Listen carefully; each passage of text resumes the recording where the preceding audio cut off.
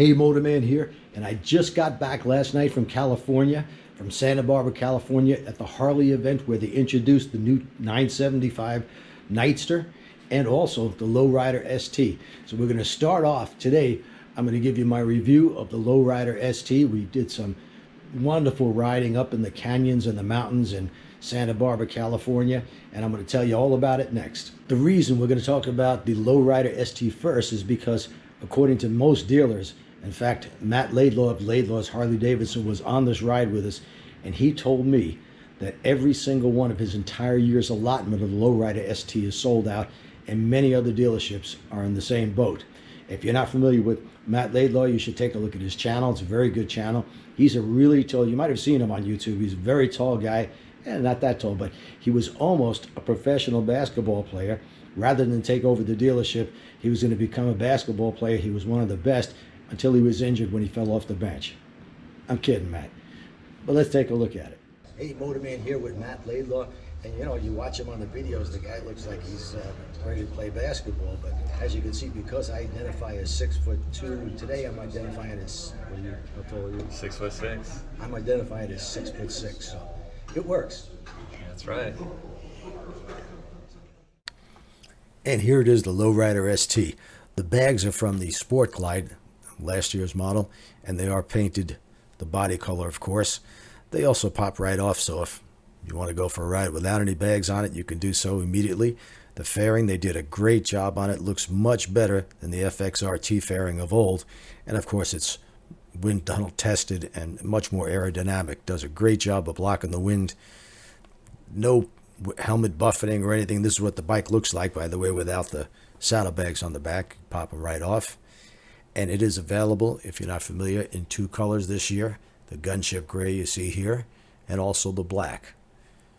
Personally, I prefer the black. There's just too many gray vehicles showing up every place now and then, but I'd go with the black if it were me. And let's take a closer look at the bike. This is, of course, the 117 CVO motor. Puts out about 95 horsepower. That's to the rear wheel, and I believe it's 125 foot-pounds of torque as well. When I first saw photos of this bike, I thought the front end looked a little bit heavy with that fairing. It is a frame-mounted fairing, by the way. But as you see it in person, it fits this motorcycle perfectly. With the inverted forks on the ST model, you've got a little bit higher spring rate. That's to compensate for the weight of the fairing. And weight of this bike, by the way, is 720 pounds wet.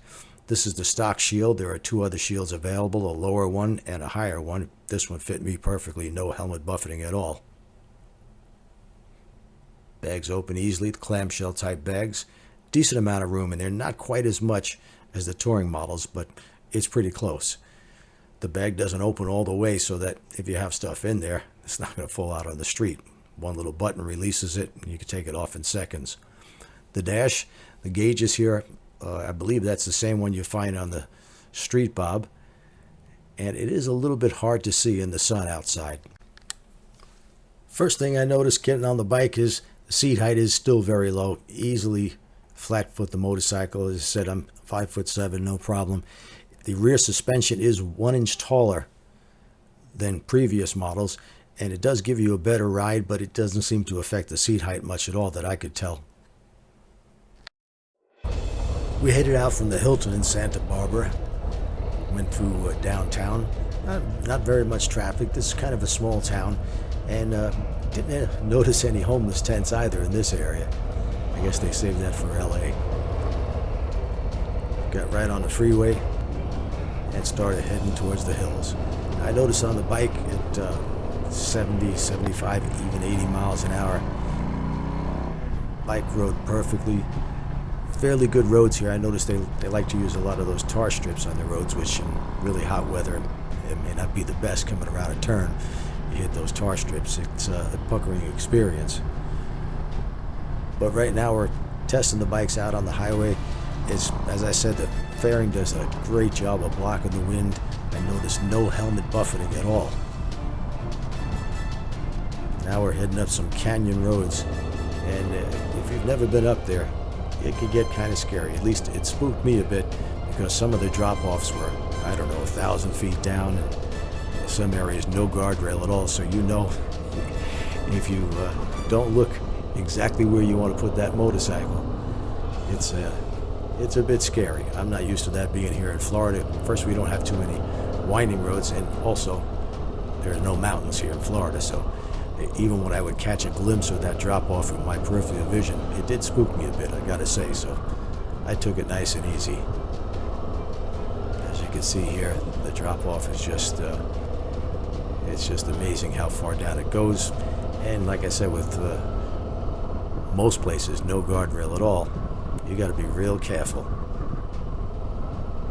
Bike handles beautifully under these conditions and these winding roads. I mean, that's what it's made for. I consider this bike not a sport tourer, but a sport cruiser tourer, or a sport touring cruiser. Plenty of lean angle as well.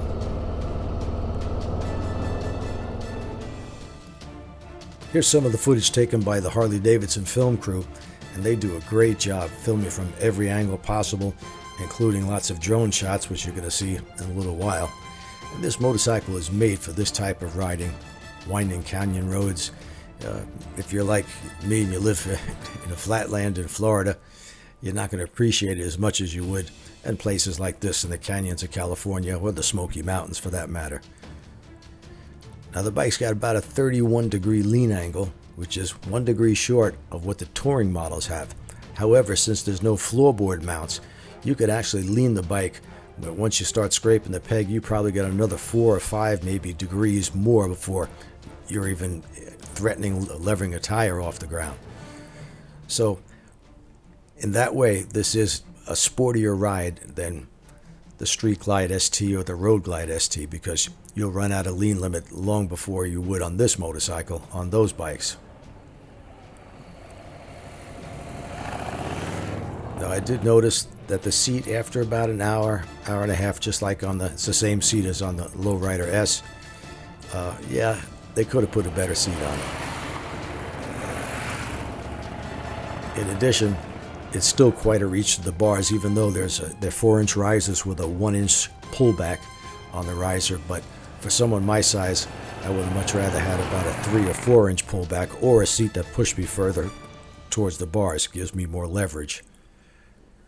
Now, if you're probably 6 foot or more, that's not going to bother you. And I know a lot of riders will take these bikes and they'll put those giant straight up risers so that your hands are up above your shoulders.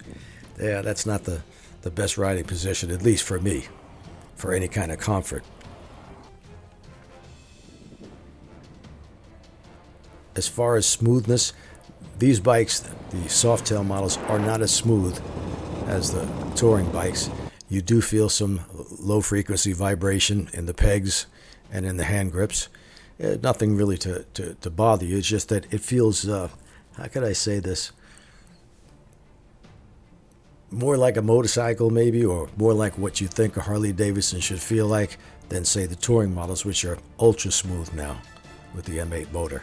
As far as performance, that 117 and this bike weighing in at about 720 pounds, 95 horsepower to the rear wheel, you've got plenty of power. And the torque is just immediate. And yes, I know there are sport bikes and even sport tourers that are much faster, have much more horsepower. But for this type of, like I said, I would call this a sport cruiser or a sport touring cruiser. It's everything you need in this type of motorcycle. And you've got enough room in those bags for an overnight trip or a weekend trip for sure. This bike, by the way, only comes with a passenger, without a passenger seat, comes with just the rider seat, no passenger pegs, but you can add those as well. If I were to have this motorcycle, I would have those pullback risers, a more comfortable seat, and I think instead of the mid controls, the forward controls. On my Low Rider, Low Rider S, I put the forward controls. Now, on a lot of bikes, once you put forward controls, it's quite a reach to the brake and the foot pegs. But on these Softails, it's hardly a reach at all. It just puts me in a more comfortable position. And even though, like I kid that I identify as 6'2", I'm 5'7", and with forward controls, I'm just much more comfortable because my knees aren't up over the tank. If you're a tall rider, Yeah, 6 foot or more, I would say that would be, the forward controls would be almost mandatory. I know a lot of people say that the mid controls are better for handling, but I don't tend to make the bike turn using my feet or body English. I use the handlebars. With this drone footage, you can see some of the spectacular drop-offs here, and it's, I catch it once in a while in my peripheral vision, and like I said, it gets a little scary. Of course, these roads are unfamiliar to me. The more familiar you are with a particular road, you get to know the turns, and you know where you can really put the power on. Look at this drop-off on the right side here. Ooh, that's scary. And like I said, most places no guardrails or anything to stop you from going over the side of that mountain, so you got to be careful, especially if it's your first time riding these types of conditions. But this bike was made for it. It does a great job. Anyone who buys this is not going to be sorry. It's a fine touring sport cruiser. Next week I'll be putting up the video on the Nightster 975. Very enjoyable motorcycle and a big leap up ahead of previous Sportsters. So stick around for that. Sometime next week I'll have that video up, and you'll get the same excellent video photography you see here, because that film crew was with us the entire day. Hope you enjoyed it. And like I said, my opinion, this is a great motorcycle made specifically for this purpose of tearing up the canyon roads just like this, and still having the ability to easily do a 500 to 1,000 mile day. You've got the room in the bags, and depending on your size or your height, you may want to adjust a few things. Like I said, the mid controls or even the windshield. A very tall person might opt for the taller windshield. But stick around next week. I'll have that 975 Nightster video up, and I know you'll enjoy it.